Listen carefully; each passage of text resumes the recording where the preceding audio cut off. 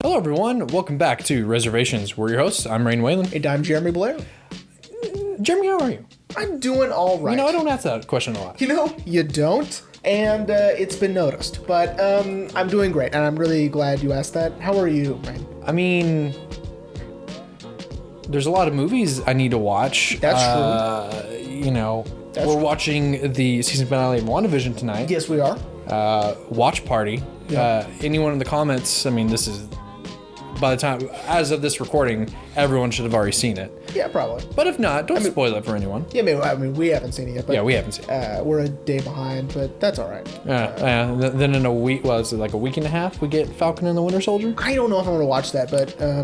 It's got Sebastian Stan. Yeah, I'm a big fan of Elizabeth Olsen. I have been for a long time. I think that her career is head and shoulders above her siblings.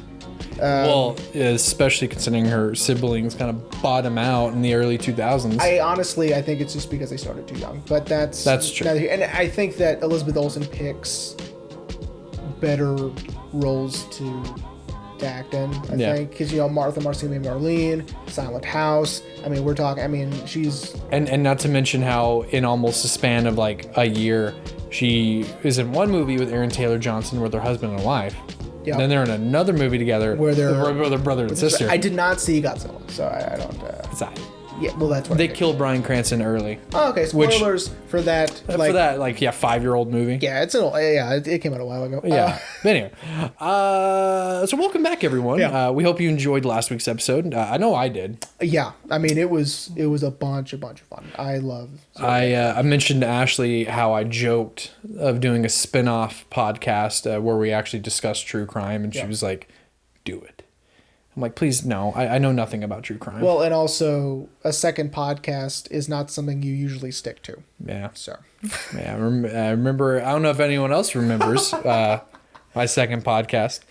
I'm still subscribed. It's still up. I just haven't made a new episode. Well, who knows? It's just hard to find time. I think you just need to plan out a routine. Yeah. We do this on Saturdays. Yeah. You do that one either on Sunday nights or on your days off or Friday nights or something. And yeah. We'll see what happens. Yeah. But anyway, if you did watch or listen last week, we're discussing a very interesting movie. Yes. I knew going into it was going to be more different than some of your other picks. Yes, I wrote in my notes, the first thing I wrote was, this is completely original. I've never seen anything like it before or since. I think Hertzfeld has, really honed in his own unique style. Yeah. And it's this. Yeah, I'm trying to find the right words, because I did enjoy the movie. And by the way, everyone, the movie it's such a beautiful day. And if you have not seen it, turn us off. We have the link to the Vimeo video in the comments or in the description. So check it out there and then come back and listen to it. It's only an hour long. You'll be fine. You will have to either rent or buy it. Oh, is that true? Yeah. Oh, okay. But it's $4.99 to rent. I may have found it for free somewhere. So type it into Google or something. They did have it on Vimeo for free for a while. Okay. But then I guess they changed it to... Well, that's a good point, because I tried to watch World of Tomorrow episode 2 last night. And you have to pay for it on Vimeo. Yeah, but anyway, we'll have the link in the description. Definitely check it out. It's one of my favorite movies of all time. It's very, very interesting. So I guess we're going to just jump right into it. Let's go for it. Yeah, the whole time I was watching it, I was like, this is just so different. I was like, and I even told Ashley, I was like, even for Jeremy, I was like, he's picked some movies in the past that were different, and to a... Songs from a Second Floor comes to mind. Yeah. Right? that one. But the whole time I was watching it, I was like, it doesn't have really a cohesive narrative. It is split up originally into 3 parts. So it's 3 short films put into one. Right. And then you have the epilogue. And I think a lot of it has to do with the deteriorating mind of Bill. I think a lot of that is the sort of disjointed narrative. And I kind of gathered that. I think I want to say in I think we were still in I can't think of the second chapter all of a sudden. That's okay. But, you know, when they start to discuss that his condition can cause these things, you know, false memories. And I was like, oh, that's what we've been seeing. Right, because a lot of this stuff didn't make any sense, like the kid with the metal arms and, you know, the whatever. So it's, again, for me, I love anything that plays with memory and time. This has both of that, right? And it makes me very, very sad when someone's memory is being taken away from them. That always gets me in any movie or show or whatever. So immediately I gravitated to that aspect, and that was right up my alley. I loved that. It made me really sad, but I loved it. And it's just insane that I feel so attached to this little stick figure guy. Yeah. You know, to Bill. And well, and before we get into the technicality of the film, because I really want to talk about that. It is just very interesting that there's so much emotion, and Don Hertzfeld really has you not necessarily relate to Bill, but you become attached to Bill, even though Bill doesn't technically have a voice of his own. Don Hertzfeld narrates the entire movie, and it was just it was interesting, and it was sad that this little guy, you know, is experiencing some sort of memory loss. yeah, it's a ambiguous diagnosis. We don't know what he has. I was leaning towards, I was like, oh, he's got cancer. And then when they started to more so talk about the memory loss, I was like, okay, maybe he's got Alzheimer's? Well, and then the history of mental illness in his family, going back to like his grandmother and her mother, and right. So it's a combination of multiple things, I think. But of course, that's left ambiguous, right? I think once we really dive into who his grandmother was and who his mother was, we get to see, okay, this was, you know, he was on borrowed time, living with, you know, all of his mental faculties in order, right? And even the way he grew up with the, you know, having a mentally ill mother, and I don't know, he never had a chance. But I'm a sociopath, so I don't really cry in movies. This one gets pretty close. I get really, really emotional when it's revealed she's been practicing her handwriting to leave him the perfect note in his lunchbox when he goes to see his father. Shout out to our Goofy Movie episode. Oh yeah, shout out to my God, Fathers and Sons. It's basically Field of Dreams for kids. But except instead of seeing the ghost of your dad in a Goofy Movie, it's lying to your dad so you can get a booty call. Yeah, exactly. It's basically the same movie. That's for sure a future episode. Field of Dreams? Absolutely. Yeah. Anyway, but it is very sad, you know, that I didn't get to the point of crying, but I was like, oh damn, especially when he couldn't remember why. It was the sequence with his dad. Yeah. He couldn't remember why he was there. Right. Neither person knew who the other one was and why they were even here in the first place. Right. And then he doesn't remember why he needs to say it, but he still says it anyway. Right. You are forgiven. Right. And neither one knows, like... Right, but, I mean, the gesture is still relevant and it's still felt by both of them, even though they have no idea who the other one is and why they're there. Right? Yeah. I love the sequence of his journey through it, like, you know, once he gets to the worst point, where he can't hold on to any memory or any sort of a semblance of order in what he's doing. Right. I really love that sequence. I think that, you know, he's got these keys to this car. He doesn't remember, you know, renting the car. He doesn't remember getting a hotel room. He doesn't remember eating. He doesn't remember sleeping. He almost becomes sentient and aware in random moments in time, sometimes while he's driving. It kind of reminds me a little bit of Memento. Yeah, a little bit. You know, especially in the scene where he falls asleep and then he wakes up with the whiskey bottle in his hand and he's like, I don't feel drunk. Right. But, you know, kind of the same thing is, you know, Bill has these keys to the motel room, but he's like, I don't remember getting a room. Right. But I guess I must have. Right. I think, you know, some of the saddest moments for me is when his ex-girlfriend brings her current boyfriend to visit Bill, and he cries on the way home in the car. The current boyfriend, yeah. Yeah, because he's just it hit him so hard how much Bill is struggling and how much Bill is, you know, suffering, right? Mm-hmm. I think anything with his mom is really sad. Yeah. And there are things that are actually really funny, right? In between these things. In between these very horrible things happening to Bill. Right. His great aunt dying of yellow fever and catching on fire. The part that got me was... the trains. No. Oh.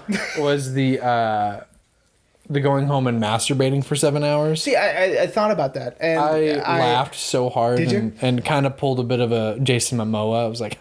My man. First off, shame on you. Denzel. Yeah. I knew. I was like, yeah, training day. Or anything. So, yeah, that was, I mean, you know, I think of it as, I don't know if Don meant it to be funny, right? I think that it's supposed to be, yes, funny, but also sad. That he's... Right? And, yeah. He's got this much time or something, right? Yeah. I mean, you know, I really thought it was funny when a lot of his family were killed by trains. They just ran, even his mom, right? Which was darkly funny. Yeah, it's this weird kind of melding of drama and comedy. Like, yeah, that would be dramedy, but these moments are meant to be very funny, almost kind of juxtaposed with these very horrible things happening in Bill's life. Right, because we can go from this lunatic beat the church organist with a shovel, and then later learning that he died alone in a field, you know, dreaming of the moon, right? Mm-hmm. And, you know, where that first part is ridiculous and, you know, kind of funny, the 2 seconds later it's back to being sad, right? Yeah. And introspective. And then all of Bill's stuff is very existential, right? Yeah. What it means to live, what it means to be in the moment and be grateful for everything, right? Yeah. It's... Yeah. I had that same thought. I was like, this is very existential. And it's not like a slow build to existentialism. It's a very sharp right turn. Yeah. And we're in existentialism, and Bill. Yeah. And of course, Hertzfeld's style and how he put the movie together, where, you know, he's melding all of these things. He's melding stop motion, classic animation, or traditional animation style, live action, still photography.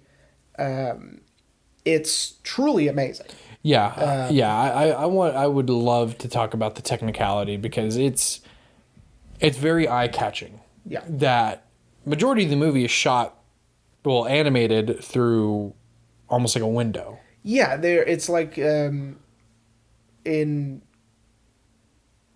filmmaking in the 20s, they call it an iris. They put an iris on it, which is that, you know, that dark circle that they put around the edge of the frame, right? Right. And a lot of it is done that way. Even in the same room, it's not the full room. It's Like when It's a circle, circle, circle. like when Bill is thinking about all the mundane things he's done in his life, Yeah. putting the keys down, vacuuming the floor, Yeah. and it's bam, bam, bam, bam.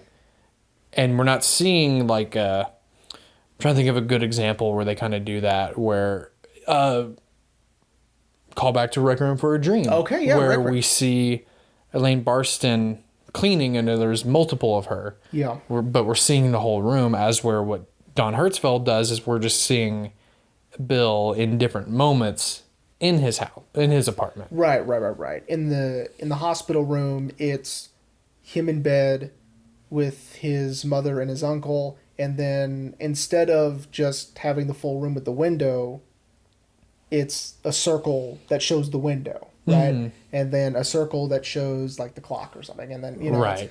it's not the full room. It's not a complete frame of the room. It's Right. They're in sections. Yeah, the most we get is when Bill kind of gets caught in that loop of it's a nice day. Yeah. Might walk around the block. Right. And that's the most we get without an iris, where we can see the street, or at least the sidewalk, and the outside of his apartment building. Yeah. And then mixing still photography of, I'm assuming, a bridge in New York with the animation underneath. Right. Hopefully I'm not blocking my face, everyone. But yeah. I think the most impressed I was having the stick figure pick up the payphone. Yeah. I don't know how he did that. I thought that was super cool. He probably, Because it is the actual payphone. It's not like it's not like the receiver and the cord was animated. It was all one thing, right? what he probably did is he probably filmed someone picking it up, like putting it to their face and then putting it back, and then probably went through and animated something on top of it. Right. I don't know. I'm just assuming. Because to me, the person's arm would have been too thick because it's the stick figure's arm. I don't know. It was incredibly impressive. Because he picks it up twice. Yeah. Because he picks it up and then he puts it back. And he picks it up and then actually talks on the phone and then puts it back. And then, of course, we get switches where when he goes to see his father, they're wheeling out a real person. And then it switches.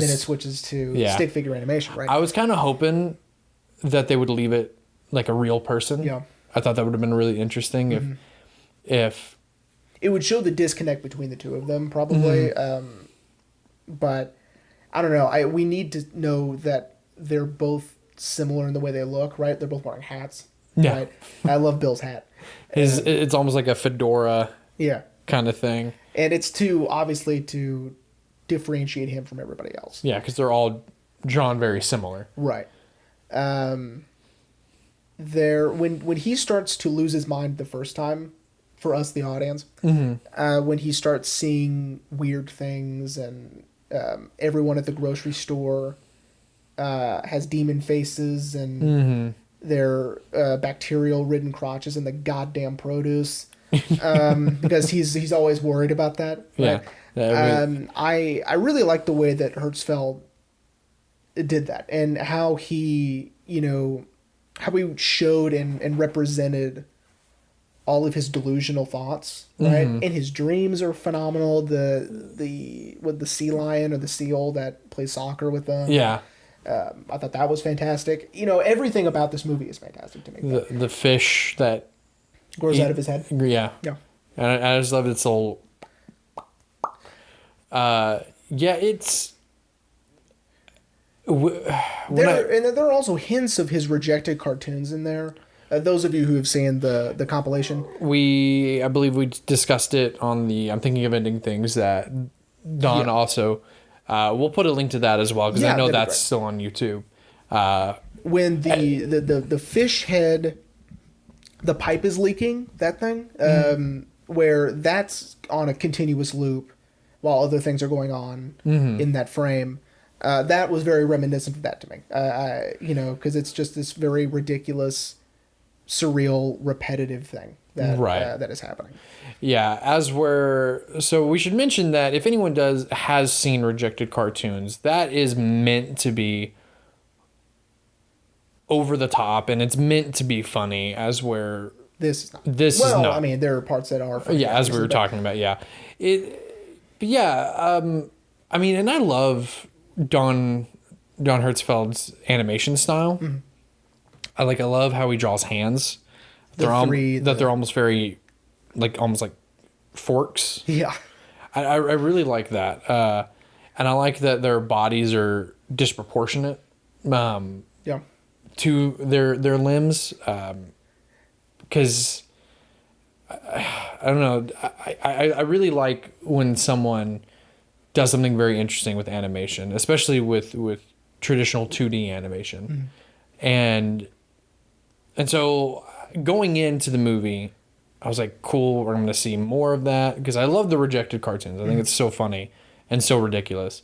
So I was like, cool, we're going to get more of that. And he does, and it's just so cool how each character looks the same, but with a little bit, their hair is different. Exactly. Or they're maybe a little bit rounder or skinnier or whatever. especially the part where Bill can't remember anyone. He recognizes their faces. Then they really do all look the same, right? Relatively. Yeah.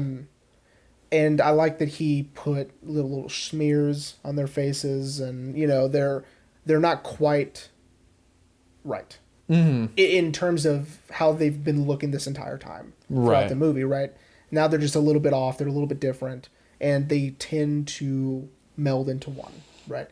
I agree. I think again, Hertzfeld is doing some incredibly unique things in this film. Yeah. And especially mixing when I'm assuming Bill has a stroke at one point, and he has the only time we hear someone else's voice besides his, when I guess it's the paramedics trying to resuscitate him. Like, Bill, can you hear me, Bill? And BP's over. Oh, and then the surgeon, when he's in surgery, they're asking him, all right, Bill, you're doing great. Can you name this person? Okay, you're doing great. Who is this? What is this? Do this math problem. And that's traditionally what people do when they have brain surgery or some sort of brain operation. Is the patient's awake, and they are constantly engaging their brain. That's interesting. Yeah. I see it on House. It's on House. Oh, yeah, and House is... It's like 95% accurate? I don't know, it's pretty accurate. That's why I learned what plasmapheresis was. Isn't Scrubs also very accurate as well? In tone, yeah. Shout out to Scrubs. Yeah. Bill Lawrence, give me another season of Ted Lasso, please. Well, I mean, they supposedly are going to be filming it soon. I love it. Anyway, yeah, and I really liked that, because we don't see their faces. No. We see the like in the surgery, Bill, who is this person? And it flashes on the screen, but we don't actually see that person, the person saying this to Bill, which I really liked. It really drove home the point of a disembodied voice. And I kind of like that a little bit. It also plays with the confusion. It puts you in Bill's perspective, which is he doesn't really know what's going on. He's confused. He's scared. And this is sort of like how I mentioned in the Requiem for a Dream episode, where we're putting these people in situations that look wrong. At the doctor's office, you can't see outside the door, and it's dark, and it's foggy outside the door, and we're in a really close claustrophobic setting, and it makes us uncomfortable because they're uncomfortable, right? And it's sort of a version of that. Yeah. And for a film that is primarily animated, Don really makes us, the audience, feel uncomfortable. I didn't really feel claustrophobic at any point, but I think that's because with using the iris, right, you learn okay, this is our world. You need rainy days to appreciate sunny ones, and therefore, since he's never given us a wide shot of anything, there's no way to feel claustrophobic. Because exactly. Then there's no differentiation. The only wide shot we get is at the very end, which we can talk for hours about the end, but I want to save the end. The epilogue, yeah. Yeah, I want to save the end. We'll get there. I remember seeing it the first time. We'll get there. Okay.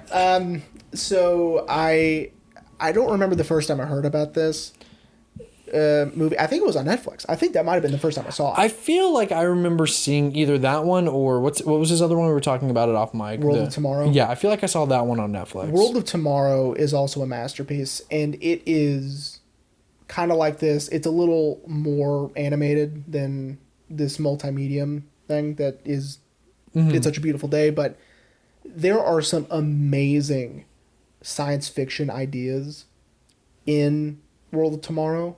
Okay. That, I mean, it completely blew me away. And I watch it all the time. It's shorter than this one. It's like 17 minutes long. It's on the Blu-ray I got by the Blu-ray. It's $50 now. Support Don Hertzfeld. And he's done more since then that I haven't seen. But World of Tomorrow is also amazing. Yeah, but I do want to say that it was on Netflix because I remember like kind of scrolling through Netflix one day and I kind of came across it. And I was like, what is this? And since I didn't really know what it was, I just kind of moved on.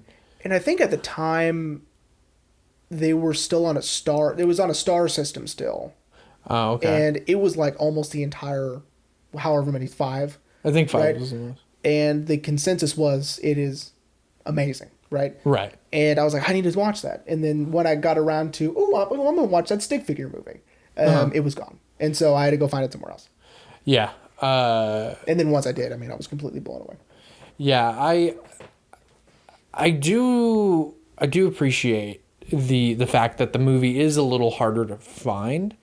Not because I want movies to be hard to find, but like it adds to the fact that this movie is very unique. You know, like when we talked about Songs from the Second Floor. Like, yes, It's a very unique movie, but as I believe you said it in the episode, you can find the Region B version of I mean, it's hard to find in the aspect that it's more expensive to watch it, which is, yes, the Blu-rays are relatively inexpensive. That's because you would need a Blu-ray player to play it. Right. As with this movie, I scoured the internet for it. Like I searched "It's Such a Beautiful Day" Blu-ray.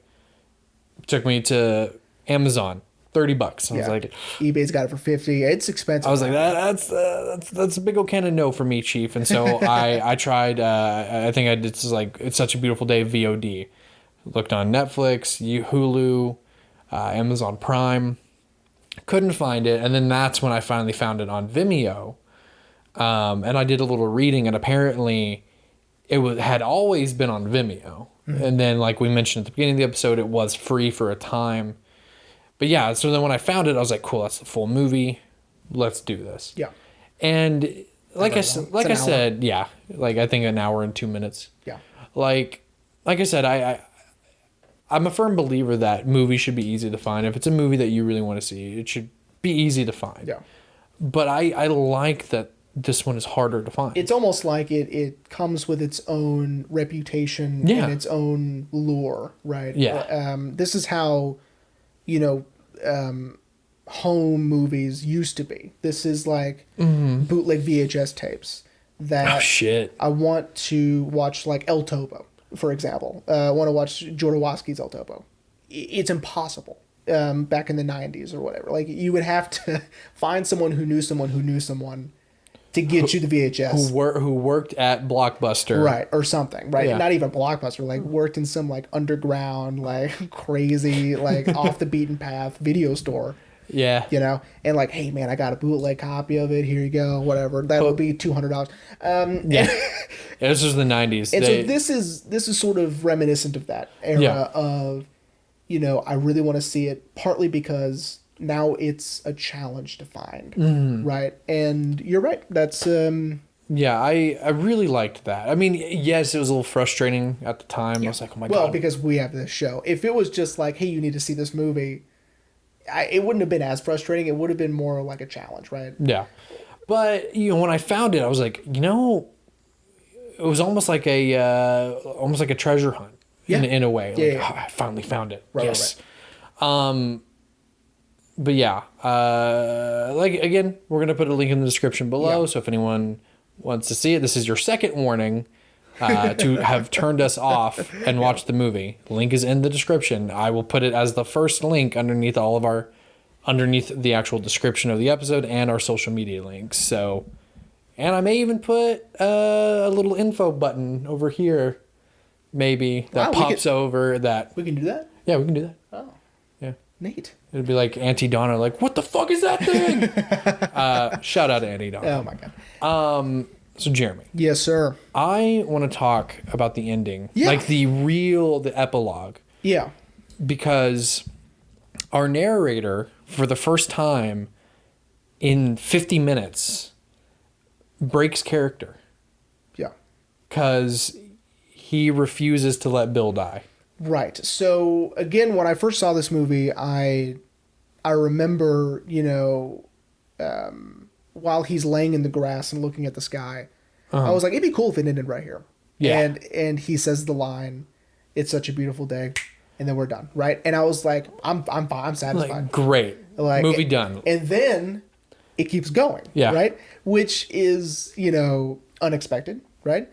And Hertzfeld resurrects and cures Bill, basically, and has him live forever. Yes. And again, I love films that deal with memory and time. This has both. So him being able to have this newfound appreciation for living and getting to live forever is sort of the perfect ending. It's what you would want, right? Yeah. And it's sort of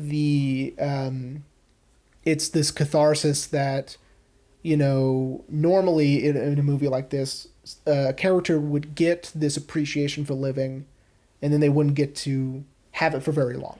Right. And Don Hertzfeld kind of builds up to that. Right. Bill is finally, he's seeing the beauty in everything, his bath mat he's never seen, it's I think he says it's beautiful, and he's noticing the wood grain in his cheap cabinets. And so Don is building to this point of Bill is finally appreciating life. He doesn't have much longer now. Right. But the character of the narrator pretty much says, to hell with that. Yeah. You can't die, Bill. Here's what the ideal situation would be for someone who finally appreciates what they have, letting them live the rest of their lives that way. And not just the rest of their lives, the rest of eternity. It kind of harkens back to, I don't know if we've talked about it, Soul. Oh, yeah. Very, very good on Disney for trying to explain the afterlife to kids. But they have that where he finds this appreciation for life. And what they do is they let him live. And he promises that he will continue to appreciate life. Yeah. And live it to its fullest. Right. And, and that's something, again, like I said, Don builds to that Bill's going to be able to do this. But then the narrator pretty much cuts that off at the knees. Yeah. And makes Bill live forever. Right. Which means, in a way, he almost can't appreciate everything since he can't die. Yeah. Yeah. In a way. You could say that. For me, I just really enjoyed the journey through time with Bill now. So that, and it's sort of, again, this harkens back to World of Tomorrow, where he's getting this gigantic idea of living forever and giving us details of what that would be like in a realistic setting. So,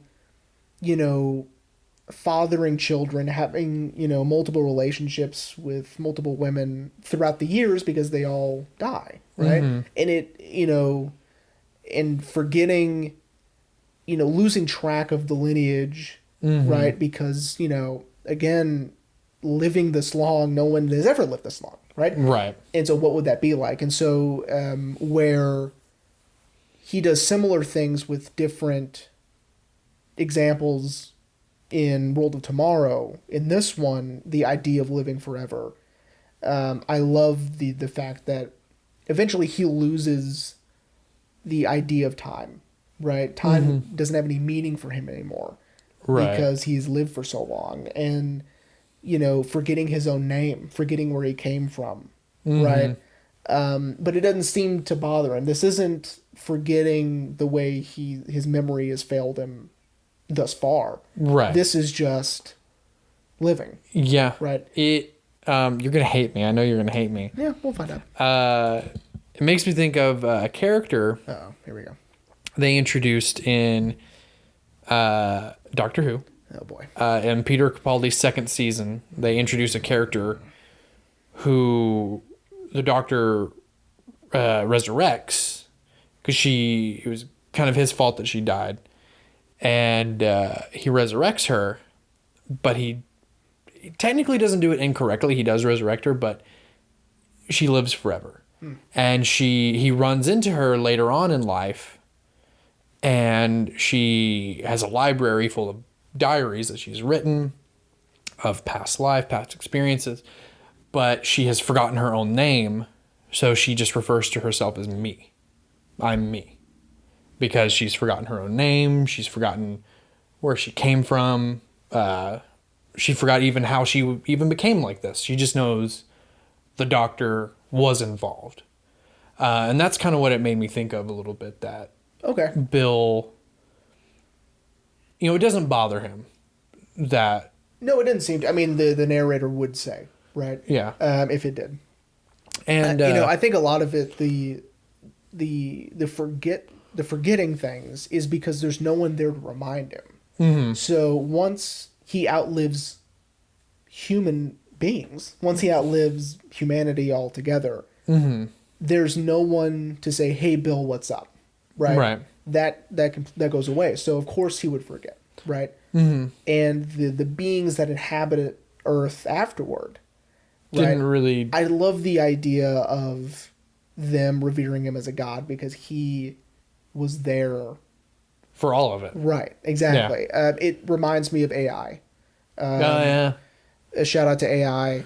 The epilogue to that movie, that's the closest I've ever gotten to crying in a movie, is resurrecting his mother and for one day. Oh my God. And they just cut it right there. Ooh, okay. So would you say though that Steven Spielberg honored Stanley Kubrick with that? I do. Yeah. Listen, different episode, different time, but yeah. But yeah, no, I could see that. Yeah, because the aliens that inhabit AI, in the film AI, the robots. They see Haley Joel Osment as something different, and it's because he was around when humans were around, and is in their image. Listen, that's a whole religious allegory we don't have to get into right now. Yeah, but maybe we may do like a bonus episode on AI, because that movie has a mess of problems, but also it's lessons. Still one of my favorites. It's not a guilty pleasure because I don't feel guilty about it, but I like it. But yeah, and I wonder if people, the fact that we're able to draw these conclusions. Did AI come out after this movie? No, this AI was before. This one is like 2012 or something like that, and AI is 2001. Okay. Well, I was going to say maybe like this film inspired people to use these kind of same ideas. I know for certain the Doctor Who episode definitely came out after this. So I could have see this inspiring Stephen Moffat, who was the writer on Doctor Who for a time, liking that idea of someone who has lived for so long and just forgets. And much like Bill, we see me at the end of that season, and it's at the end of time, and she's just sitting there waiting for the Doctor because she's lived through everything, and it was just we're getting existential now. Well, because the film ends in a similar way where he lives until the lights go out and he keeps on living, right?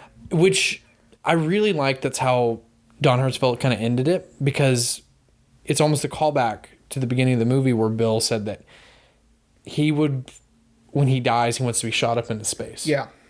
And he ends up. And that's where he ends up. That's where he ends up. But rather than dying, he just floats and keeps on living forever, for eternity, right?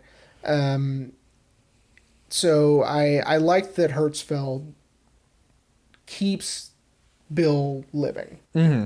You know, in the epilogue. Yeah, it's and the movie is very beautiful in its storytelling. Mm-hmm. It didn't make me cry because for the first half I was just very confounded a little bit because I was like, this is just so strange. Like parts of the narration, like how Don Hertzfeld would deliver some of the narration, like, you know, like Bill sat there chewing blood on a cold sore in his mouth, and you see him and he's like, yep. You know, I was just like, this is very strange. I wrote in my notes, this movie is impossibly human. Because even in the very beginning, when he has that awkward interaction with that guy that he thinks he knows. Oh, yeah. We've all done that. Yeah. So, I mean, it's so universal and it's so relatable. It's funny you say that because it kind of makes me think a little bit of Anomalisa a little bit. Mm-hmm. Of being very human, and there's not really any humans in this movie. Nope.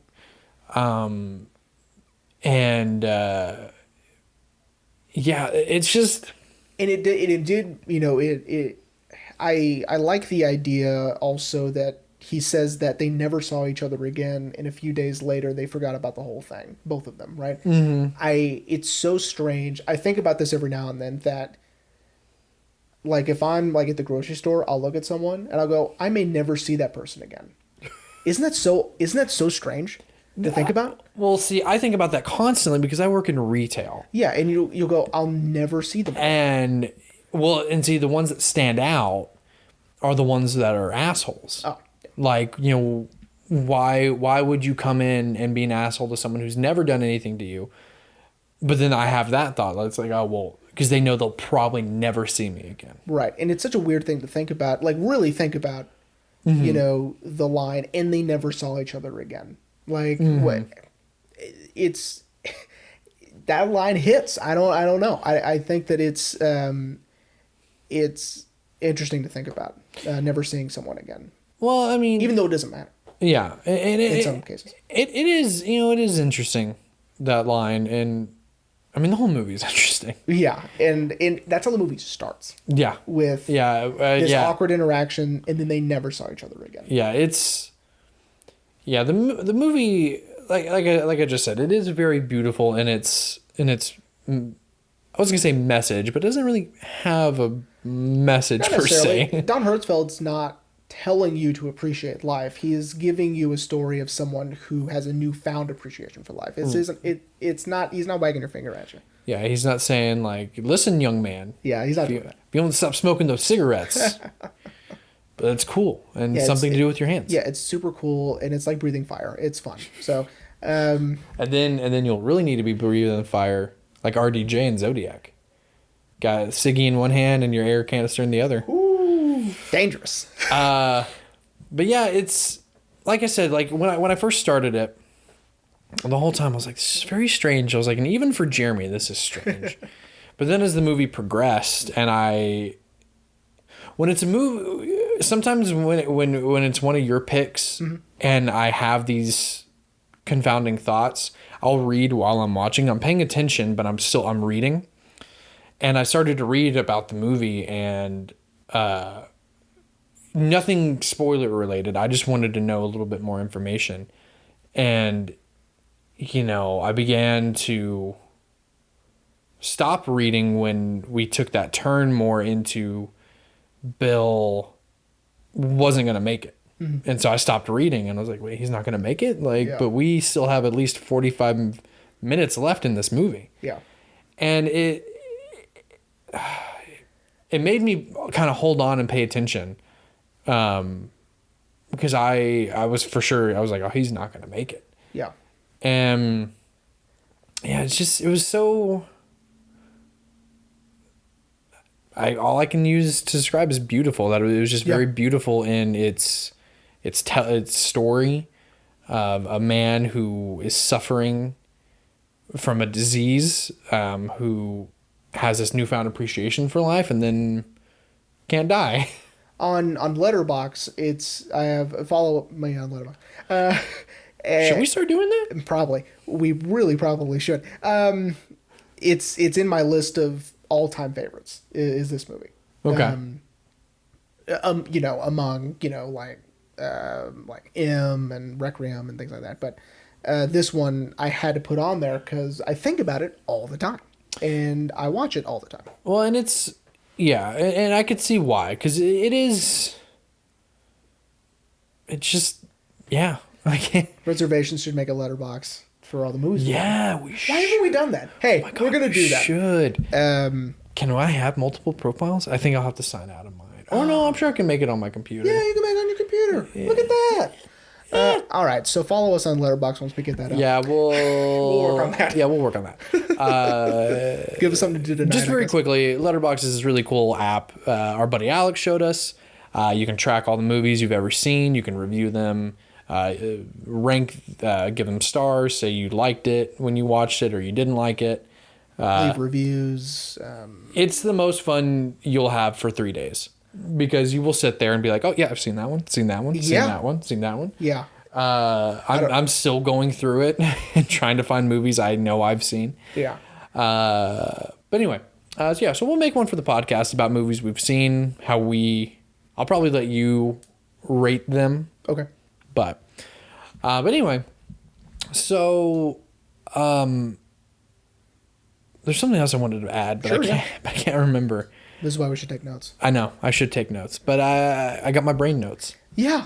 It's obviously working wonders at the moment. Okay.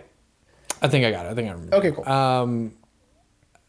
I really, kind of hearkening back to the technicality of the movie, I really liked the part where Bill, I think it's his first time on his loop of going around the block, when he sees people, but when the camera kind of pans up, it cuts to a stick figure. Like we see a real person. Yeah. But then almost looking through Bill's eyes, we see a stick figures. And I think maybe that was when Bill started to find appreciation for life. That was that. Yeah, things are in color. Yeah. Also. I really love that. And it kind of goes back to what you were saying, how they did the payphone. Because, we're three-dimensional, we're wider than a stick figure can be. Yeah. And it just... Yeah, it's a cool visual representation of a new way of looking at the world, right? Where his world is two-dimensional and stick figures, he's seeing everything in color and in 3 dimensions, right? Yeah, it's... For a second, at least. Again, yeah, I mean, it's all, it's not meant to be literal, right? It's just, a visual representation. Yeah, the movie was just amazing. Awesome. Very Glad beautiful. Didn't cry, but I did feel sadness. I thought for sure you would. Nah, man. Next time. Nah, man. I don't think any of your picks will make me cry like Warrior did. Like Warrior did? Bro. That's a good point. Warrior, God. And it was the last 10 minutes, and I just couldn't hold it. It was just like, So, Jeremy. Yes. Are you ready to wrap up? I absolutely am. Okay. I'm really glad you enjoyed the movie. Again, this is one of my all-time favorites. I've even thought about getting a Bill tattoo somewhere. That'd be dope, bro. Yeah. I don't know where, but I would get Bill somewhere. You should put him like... See, I was thinking on my arm. Yeah. Like just right here, or like here or something. Yeah, on my wrist or something. Yeah. Because I love Bill. You grow to love Bill so much. Or you should do what my wife did and put it right here on your shoulder where her little chicken is. Oh, a little chicken. Yeah. That looks like Don Hertzfeld. Yeah, that looks like a Don Hertzfeld drill. Yeah. But yeah, man, and then I'll get my spoon is too big on my cup or something. My spoon is too big. Oh man, I'm really glad you enjoyed it. I may bite the bullet and buy the Blu-ray. Yeah, I mean, again, it's got special features. It's got World of Tomorrow, and he puts in, for a collector, someone who cares about what it looks like. It's got interior artwork. He has booklets. He's got Okay. I may just do it. Just bite the bullet. So and buy I mean, it's worth it for me anyway. But yeah, I really liked it. I want to watch it again and pay closer attention, because I was paying attention, but I want to pay closer attention. Yeah. It's another reason why I like to rewatch movies, is so I can grab things that I missed, especially movies like this where there is so much to grab and to latch onto. So I may just say fuck it and go ahead and just buy it on Blu-ray so I can rewatch as much as I want. Yeah. I meant to have Ashley watch it with me, but when she came home, I only had about 35 minutes left. And she was like, well, I'm going to get on my computer. And I was like, well. She missed too much. I was like, well, all right, it's not a big deal. But she even acknowledged, she's like, wow, this is really existential. I was like, I'm like, you missed the first half of the movie. You missed the crazy stuff. But all right, so Rain, what are we going to talk about next week? So I really thought about it. I was like, man, what are we going to do? Did this movie make you change your mind? Like, did you already have something set up, then you saw this one and it goes, now I have to change it? That'd be cool. Sort of. I feel good about that. Yes and no. All right. Because my original pick, I'll go ahead and tell you, and it's for sure a future episode. Maybe not this season. The original pick was going to be What We Do in the Shadows. Oh, okay. Because I know you've seen the show. Taika Waititi. No, I've seen the movie. You haven't seen the show? Oh, the show's great. No. Yeah, but I love the movie. But then, I don't know, I really started to think about it. He puts newspaper down because he doesn't want to get blood on anything. It's the funniest shit. Yeah, it's for sure a future episode. Like I said, maybe not this season, but... Fucking love that movie, man. But then I really started to think about it, and I decided to pick a movie that you have actually already told me you don't like. Oh, great. The only reason why I'm choosing it, because I want you to look at it with new eyes. Fine. Because the film has aged in a way that it works in this day and age. Okay. And when I say the movie, you'll kind of get what I'm talking about. And because I also want to get your opinion on the trouble that this is very early on in this director's career. Okay. After he had just had massive success with his very first film. Mm-hmm. Uh-oh. Okay. Because we talked about his third film already. Go ahead. Next week, we'll be discussing Kevin Smith's Mallrats. I do not like Mallrats. I know you don't. I don't like Mallrats. I know you don't, but like I said, I want you to look at it with new eyes, because I really want to talk with you about how Kevin indirectly made a movie that works for this day and age. For nerds. Yeah. Well, yeah, for dorks. Yeah, for losers. For nerds, per se. I'm just kidding. But yeah, it's for this fan culture, this... yeah. Right. Yeah, right. First, one of the first Stan Lee cameos before the MCU was just kind of plugging him in everywhere. Yeah. R.I.P. to the real legend. Yeah. Stan Lee. Yeah, R.I.P. Stan Lee. Okay, good. I was terrified. We were going to do Southland Tales for some reason. Oh, fuck no. I was like, oh, is he going to pick Richard Kelly? Because I'll throw up if I have to watch Southland Tales. No, Also, a new Arrow Video edition. They just added that to Arrow Video. Because Arrow Video doesn't give a shit. Dude, that movie's awful. I know. So I'm really glad it's not... great actors in a movie that is just awful. Yeah, I was really worried you were going to say that. But because, Donnie Darko is so great. And then, his second movie, Southland Tales. So, well, and we'll talk about that when we do the episode. But okay, so Mallrats, that's fine. If you want to borrow my Arrow copy, because I might actually. I also want to talk about the when Kevin Smith recut the film with the original version of what the film was supposed to be, but then decided to go back and reshoot a lot of the scenes because. And we'll talk about it more, but that the original cut of the film was going to make one of the characters out to be more of an asshole than he was supposed to be. So I may let you borrow my copy so you can see both versions of the film. Oh, great! I get to watch it twice. Yeah. So fine, Mallrats. That's fine. I was like, before you started to build it up, I was going to joke. It's like, I hope it's phone booth. I mean, also R.I.P. to our personal legend, Yeah, our Joel personal Schumacher. hero, Joel Schumacher. Before we leave, I saw there was an article. I don't know who. I forgot who published the article, but it was about Batman Forever being an underappreciated masterpiece. Yeah. So listen, there's some love out there for Schumacher. For sure. That we didn't realize ran that deep. That people are like, guys, Batman Forever is the best one, and I'm like, well, relax. Obviously, the answer is Batman and Robin. Ugh, I almost threw up in my mouth saying that. Stay cool. Anyway, we hope everyone enjoyed. It's such a beautiful day. This is now your third warning. You should have turned us off long before, but once again, I hate to beat the hammer in, but the link for the Vimeo movie will be in the description. Please let us know what you think. I'll probably throw in World of Tomorrow too, because that one's also really, really good. Okay. Link in the description. Let us know what you think. And then we'll see you guys next week for Mallrats.